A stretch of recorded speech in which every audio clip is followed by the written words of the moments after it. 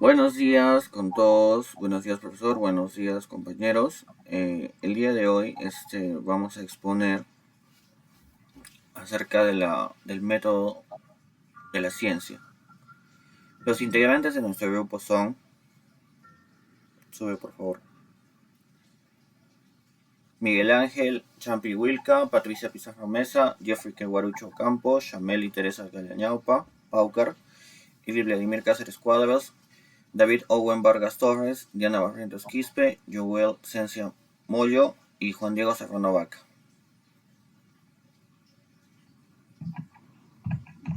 Ya, prosiguiendo con el trabajo realizado, vamos a hablar sobre el enfoque del método científico.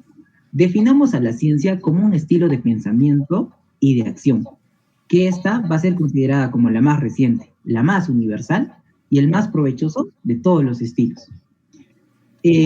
Prosiguiendo, el conocimiento está dado como el proceso de averiguar por el ejercicio de la facultad intelectual la naturaleza y cualidades de relaciones de las cosas.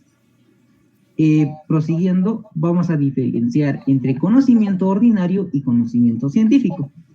Vamos a tratar o nos vamos a enfocar en puntos. El primer punto nos dice que el conocimiento no es suficiente para manejar determinados problemas.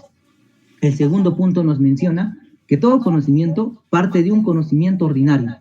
El tercer punto nos menciona o nos dice o nos da a conocer que la medida a la que va progresando va tomando una forma o va tomando valor, tanto que ésta pueda admitir o rechazar proposiciones. El cuarto punto nos habla sobre reducir la ciencia a un conocimiento común, que esta la debemos de saber o debemos saber algo sobre ella y en base a ella filosofar o problematizar y cuestionar aspectos sobre el conocimiento. La ciencia elabora sus propios cánones de validez y es distinto ya que se encuentra lejos del conocimiento. Por tanto, podemos concluir que el conocimiento científico y el conocimiento ordinario son totalmente distintos, pero estos cuentan con un valor sumamente muy importante. Ya, vamos a hablar sobre a lo que aspira a ser la ciencia. La ciencia va a aspirar a ser racional, crítica y coherente. La racionalidad es la sistematización coherente de enunciados fundados y contrastables. El objetivo al cual intenta llegar es adaptarse a los hechos en vez de permitir especulaciones sin control. Prosiguiendo, vamos a hablar sobre otros aspectos que son sumamente importantes, como por ejemplo la duda. La duda es un hecho más creadora que especulativa, puesto que esta nos va a dar a conocer problemas sobre la investigación o sobre la ciencia y cómo podemos indagar sobre ella. Luego vamos a hablar sobre la hipnosis, que se encarga o puede estudiar de manera acientífica sin acudir a una teoría ni experimento, sino mente a mente. El método científico. El método científico, como bien sabemos, son procedimientos para tratar un conjunto de problemas. El enfoque científico va a estar asociado a la opinión, y esta puede ser obstaculizada por una opinión pública que le sea hostil. Pregunta, ¿puede resolverse este problema? Ludwig y filósofos del Círculo de Viena nos mencionan o sostienen que la ciencia o sostiene la definición entre ciencia y no ciencia, considerada como metafísica, que es más allá de lo físico. Trata o nos dice que en sentido es tener los enunciados que constituyan la ciencia. En resumen, un análisis del sentido bastaría para poder decir si una disciplina es una ciencia o no. Y también menciona los hechos como de que el límite de la ciencia es el lenguaje, el hecho de no poder comprender aquello que está más allá de lo nuestro no lo podemos explicar, es lo que menciona. Hegel y otros filósofos han sostenido que toda ciencia, excepto la filosofía, tiene la ventaja de poder presuponer o bien un objeto o bien una marcha ulterior de la investigación. Ahora, hablemos sobre el método científico. Un método, como ya los había mencionado antes, es un procedimiento que trata un conjunto de problemas.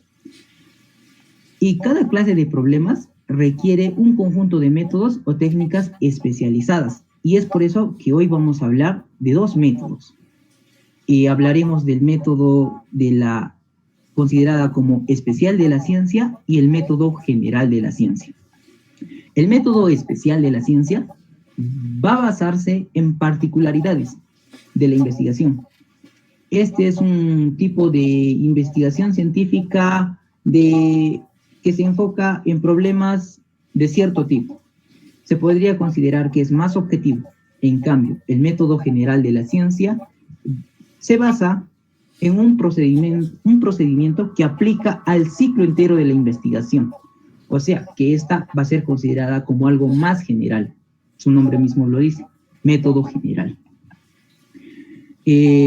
Lo mejor para darse cuenta de cómo funciona el método científico consiste en emprender con una actitud inquisitiva alguna investigación científica lo suficientemente amplia para que los métodos o las técnicas sean aplicadas o no. Ya que nosotros tenemos un método científico, esta debe seguir pasos para poder llegar a realizarse. Y dentro de ellas tenemos 8 pasos. La primera, que es enunciar muy bien las preguntas que tenemos sobre el problema. La segunda está en arbitrar conjeturas. Conjeturas vendrían a ser juicios. Y ya.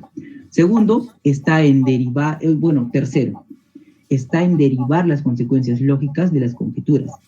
Como cuarto punto, tenemos el hecho de arbitrar esas técnicas para someterlas en conjeturas. Como quinto punto, tenemos someter a su vez a contrastación esas técnicas para comprobar su relevancia. Contrastación es una forma de demostración de las técnicas. Como sexto punto, tenemos que llevar a cabo la contrastación, interpretación de sus resultados, dar a conocer si aquello que se fue investigando a lo largo es verdadero o no. Posterior a ello tenemos el séptimo punto, que es estimar la presentación de verdad de las conjeturas y la fidelidad de las técnicas, o afirmar de que si las técnicas fueron necesariamente aplicadas y hechas para la conjetura. Y como octavo punto tenemos el hecho de que debemos determinar los dominios de las cuales valen las conjeturas y las técnicas. Esto es más considerado como el ciclo que debe seguir. Aquí abajo les muestro un ejemplo. El cuerpo del conocimiento va a estar presentado como el problema.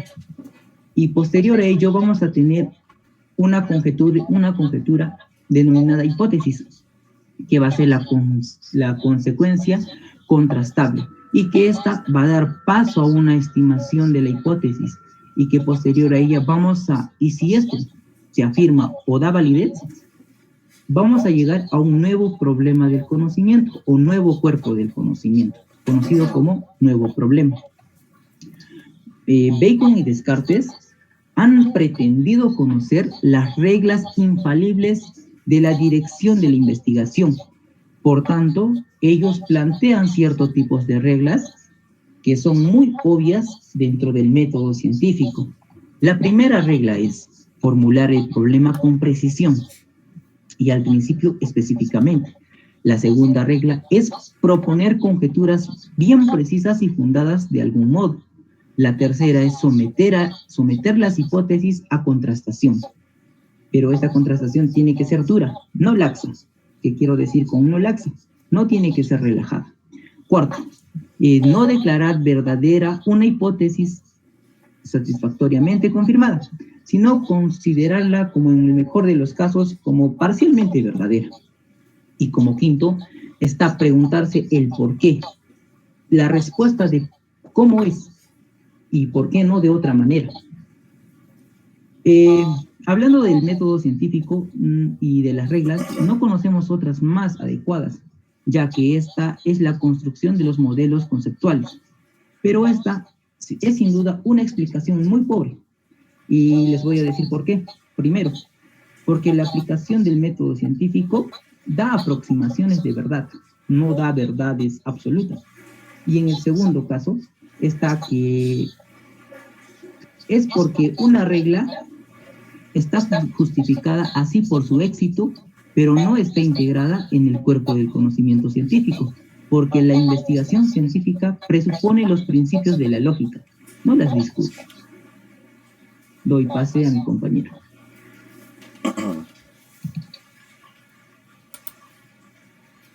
Entonces podemos definir que el método científico y la finalidad a la cual se aplica constituyen en manera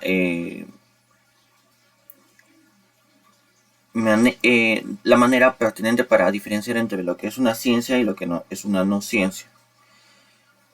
¿Por qué? Porque el método científico no es aplicable a las pseudociencias. Además, tanto el método como el objetivo son de interés filosófico. Por tanto, resulta injustificable separarlos o pasarlos por alto. Entonces, tenemos que el método científico es un rasgo característico de la ciencia, tanto de la pura como de la aplicada. Donde no hay un método científico no hay ciencia. Están íntegramente relacionados. Pero no es infalible y no es autosuficiente. No es infalible porque, como dijo Jeffrey, no podemos llegar a respuestas absolutas, ¿no? Y tampoco es autosuficiente porque se tiene que valer de herramientas adicionales para poder llegar a su objetivo. El método científico es falible. ¿Por qué? Porque puede perfeccionarse mediante la estimación de los resultados. Tampoco es autosuficiente. ¿Por qué? Porque no puede operar en un vacío de conocimiento, sino que requiere de algún conocimiento previo.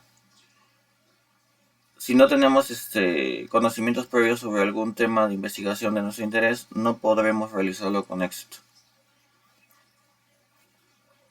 Y por tanto, puedes bajar.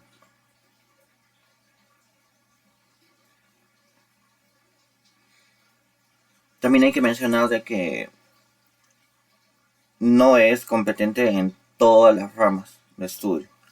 Y tampoco se pueden, el método tampoco se puede, un método que se puede aplicar a una rama no puede ser aplicable a otra. ¿Por qué? Porque las herramientas que nosotros usamos de repente como arqueólogos no le va a servir a un ingeniero civil para poder realizar algún tipo de investigación, algún tipo de trabajo.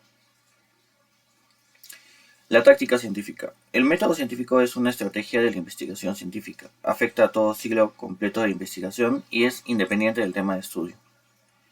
Pero por otro lado, la ejecución concreta de cada una de esas operaciones estratégicas dependerá del tema de estudio y del estado de nuestro conocimiento respecto a dicho tema. Cada rama de la ciencia se caracteriza por un conjunto abierto y en expansión de problemas que se plantean en un conjunto de tácticas y técnicas. Estas técnicas cambian mucho y rápidamente a través del tiempo. Además, no pueden siempre trasladarse a otros campos. Así, por ejemplo, como mencionaba, los instrumentos que utilizamos nosotros no son aplicables para otras ramas. Pero ambas ramas utilizan el método científico al final. Para finalizar, las técnicas científicas pueden clasificarse en conceptuales y empíricas. Entre las primeras podemos mencionar las tácticas que permiten enunciar de un modo preciso problemas y conjeturas de cierto tipo, así como los procedimientos, algoritmos, para deducir consecuencias a partir de hipótesis y para comprobar si las hipótesis propuestas resuelven problemas correspondientes. Ahora, existen tres técnicas para poder aplicar, ¿no?, lo que es el método científico, ¿no? La primera que tenemos es el cuestionario ramificado. En el cuestionario ramificado, básicamente lo que queremos hacer es disminuir nuestras variables, disminuir nuestra población. Póngase el caso de que tenemos una población, digamos, grande, ¿no? Un número de muestras muy grande. Lo que hace este cuestionario ramificado es ir eliminando esta población y yendo de lo más general a lo más específico. Siguiente.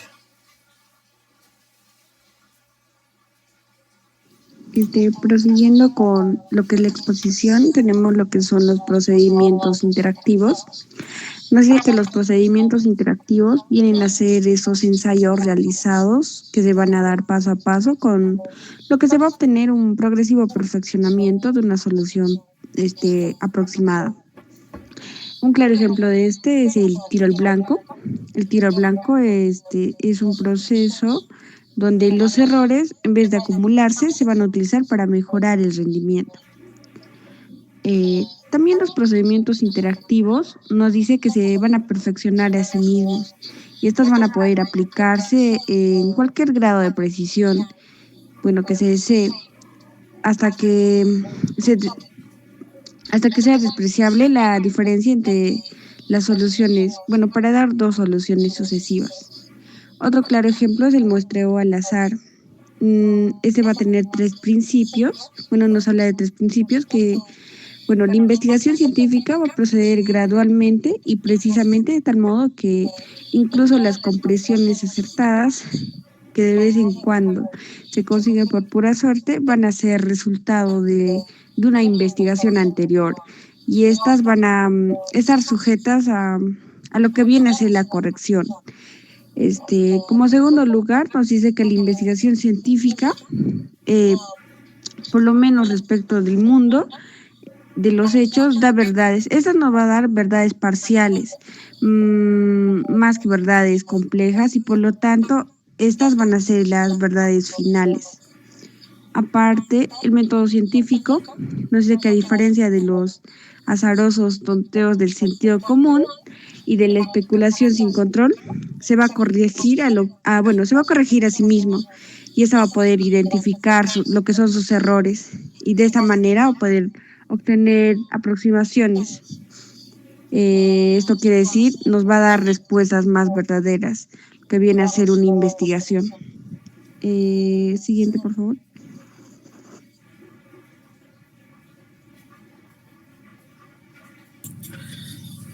Continuando con la exposición, las ramas de la ciencia. Para tener claro, no toda la investigación científica procura que el conocimiento sea objetivo. Lo que podemos distinguir entre ciencias formales y ciencias fácticas. Para decir brevemente, ¿qué son ciencias formales? Las ciencias formales vendrían a ser lo que son conjuntos sistemáticos de conocimientos racionales. Su objetivo de estudio no es lo físico, lo natural, sino son formas vacías, de contenido. Ahora bien, las ciencias fácticas, también llamadas factuales o empíricas, tienen por el fin de comprender los hechos. ¿Qué quiere decir con esto? O sea, crear una representación mental o artificial. Las ciencias formales se dividen en lógico-matemático, la ciencia factual se subdivide en natural, biosocial y social, donde que podemos distinguir la física, la química, la biología y la psicología individual. En la biosocial ya también tenemos lo que es la antropología, demografía, psicología social y bioeconomía. En lo que es social, sociología económica hasta historia material. Siguiente. Ahora, el objetivo y el alcance de la ciencia. ¿Qué son los métodos? Los métodos son medios arbitrarios para poder alcanzar ciertos fines. ¿Pero para qué? La pregunta sería, ¿para qué estos fines se emplean el método científico y el método científico y las varias técnicas de la ciencia? 1. Para incrementar nuestro conocimiento. 2. Sería para aumentar nuestro bienestar y nuestro poder, ya sea intrínsecamente o extrínsecamente. Asimismo, persigue un fin puramente cognitivo, que quiere decir que a largo plazo es utilitaria y esto resulta como una ciencia aplicada, pero si es a corto plazo ya también sería como técnica. Como ejemplo tenemos la ciencia básica, la ciencia aplicada, donde que es la ciencia básica son los cimientos de las teorías, que por ejemplo tenemos la bioquímica, donde que es la aplicada ya también vendría a ser lo que es la práctica, como ejemplo la farmacología. Las principales ramas de las técnicas contemporáneas. Ahí podemos ver las técnicas físicas, químicas, biologías, sociales y de conocimiento. Como de ejemplo la electrotécnica, ingeniería química, medicina, derecho e informática. Muchos niegan la participación de un conocimiento fundado en lo que es lo básico, lo aplicado y lo técnico. Todo esto se podría llamar lo que es la tecnociencia, pero algunos dicen que sí debería existir antes, sí debería existir este conocimiento antes para poder aplicarlo. ¿Cuál es el blanco primario de la investigación científica? Pues este sería el conocimiento y el objetivo central de la investigación. ¿Qué es ciencia factual? Como bien decíamos, que por definición tenemos que es el mundo de los hechos, pero ya también la investigación científica vendría a ser lo que está aplicada en el control de los hombres sobre los hechos. Como siguiente tenemos, ¿qué es lo que busca la ciencia fáctica? Es decir, estos se establecen en mapas, en las estructuras más que todo, de los varios dominios fácticos.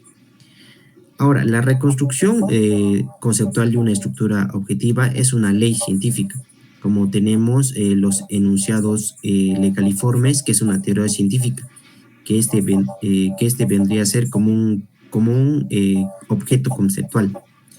Ahora, cuando decimos técnicas científicas se aplican en consecución, este vendría a ser lo que es una llamada protociencia o embrionaria, que está recién empezando, pero ya también cuando ya tiene un objetivo, ya es algo seguro, se empieza a decir que es una ciencia madura. Ahora, no se utilizan, en cambio, cuando no se utilizan métodos ni técnicas, solamente es una ciencia de especulación a científica. Ahora, no existe propiamente dicho ciencia, solo cuando esté presente el método científico, en ahí es donde que se puede decir que es ciencia. Ahora, para hacer en pocas palabras qué es la investigación científica, sería la búsqueda de las estructuras. Doy pase al siguiente compañero.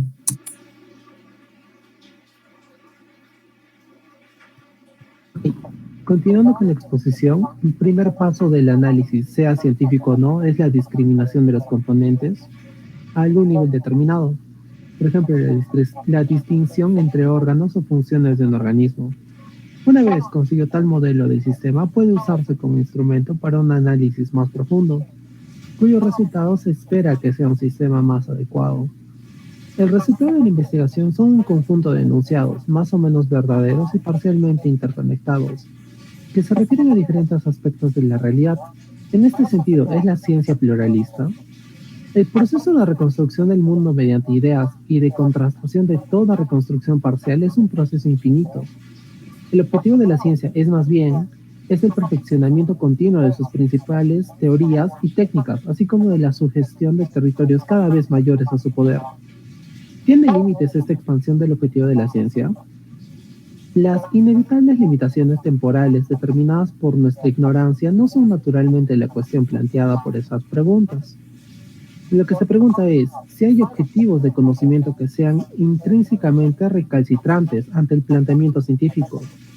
Una estimación realista podría ser la siguiente. En primer lugar, podemos esperar que todo problema cognoscitivo resultara ser parcialmente resoluble o irresoluble con los métodos especiales, los datos que dispone la ciencia en cada momento determinado. En segundo lugar, no se ha hallado nunca un método más poderoso que el de la ciencia, y todo esfuerzo en tal sentido que se haya visto coronado por el éxito ha resultado ser un perfeccionamiento del método científico en particular. Los intentos de captar la realidad directamente. En tercer lugar, el método científico y las técnicas especiales que lo complementan no son nada concluso. Han ido evolucionando a partir de los presentes más rudimentarios y tendrán que perfeccionarse si queremos obtener resultados mejores. En cuarto lugar, como lo peculiar de la ciencia no es el objetivo determinado o conjunto de problemas determinados, sino más bien un planteamiento preciso. Cualquier cosa se convierte en tema científico. En resolución, no podemos ni deseamos garantizar el éxito del enfoque científico de problemas de conocimiento de cualquier género. Sin embargo, es claro que el estudio de la ciencia puede plantearse científicamente y que así se hace de hecho de vez en cuando. Tenemos en efecto unas cuantas inmaduras ciencias de la ciencia si se considera la ciencia como una peculiar actividad de individuos y equipos. Entonces, podemos apelar a la psicología de la ciencia. Esta disciplina estudiaría, entre otras cosas, el impulso cognitivo, los procesos psicológicos de la producción de hipótesis, la rigidez mental entre los científicos, etc. Pero el estudio interno de la ciencia ha sido desde sus comienzos un tema filosófico, el cual es llamado la metaciencia, que es el estudio de la ciencia, que puede dividirse en tres partes: la lógica, sintaxis y semántica de la ciencia. Ocupa por problemas como el de la estructura de las teorías fácticas y la relevancia empírica. La metodología de la ciencia, que trata del método general de la ciencia y de las técnicas que le complementan, como por ejemplo la obtención de muestras al azar. Y la filosofía de la ciencia, que estudia los supuestos y resultados lógicos, epistemológicos, ontológicos y éticos de la investigación científica. Estos campos problemáticos tienen sus raíces en el pasado, pero no se han planteado científicamente hasta hace poco tiempo. Además, su progreso es hasta ahora muy desigual, mientras que la lógica formal de la ciencia, particularmente la sintaxis de las teorías, es una ciencia exacta. En cambio, la metodología y la filosofía de la ciencia siguen limitadas esencialmente a la descripción y al análisis de la ciencia, y solo de vez en cuando consiguen establecer teorías propias, como la de la probabilidad de las hipótesis. Y aún en esos casos, tales teorías suelen aplicarse a modelos supersimplificados de la ciencia, más que la ciencia real.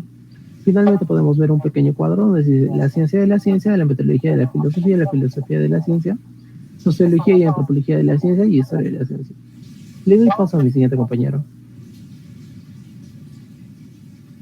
Ya, continuando con la exposición. La pseudociencia. La pseudociencia, en griego pseudoepisteme, que significa falsa ciencia, es aquella afirmación, creencia o práctica, pseudoterapia o falso tratamiento que presenta como ciencia y fáctica, pero es incompatible con el método científico. La palabra pseudociencia tiene una connotación negativa, ya que equivale a decir ciencia falsa. Por eso, a pesar de que las pseudociencias son planteos no científicos, se presentan de la misma manera. Sus ideas, a pesar de basarse en teorías científicas, en muchos casos, no han logrado ser demostrados y no son refinados o perfeccionados constantemente, por lo que se puede saber, saber si son ciertas o no, pues es decir, son especulaciones. El conocimiento ordinario puede desarrollarse en alguna de estas tres direcciones: el conocimiento técnico, protociencia o ciencia embrionaria, y pseudociencia. El conocimiento técnico es el conocimiento especializado, pero no científico, que caracteriza las artes y habilidades profesionales.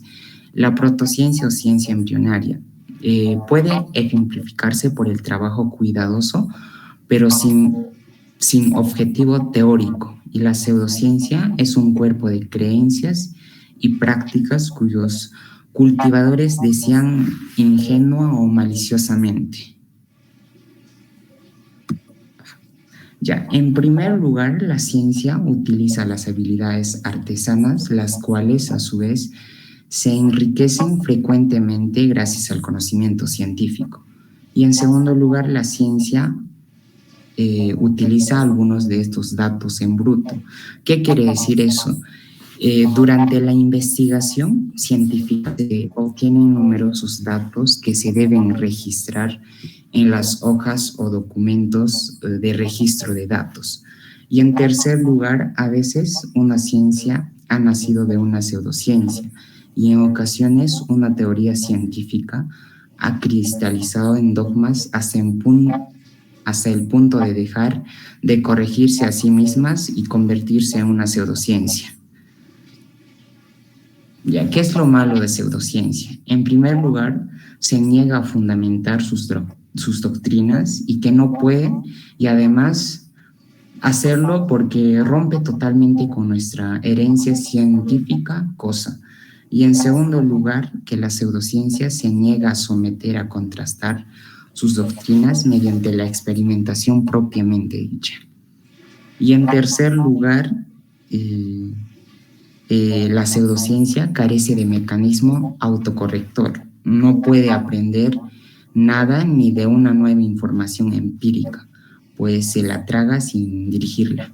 Y en cuarto lugar, el objetivo primario de la pseudociencia no es establecer, contrastar y corregir sistemas e hipótesis que produzcan la realidad, sino influir las cosas en los seres humanos, como la magia y la tecnología.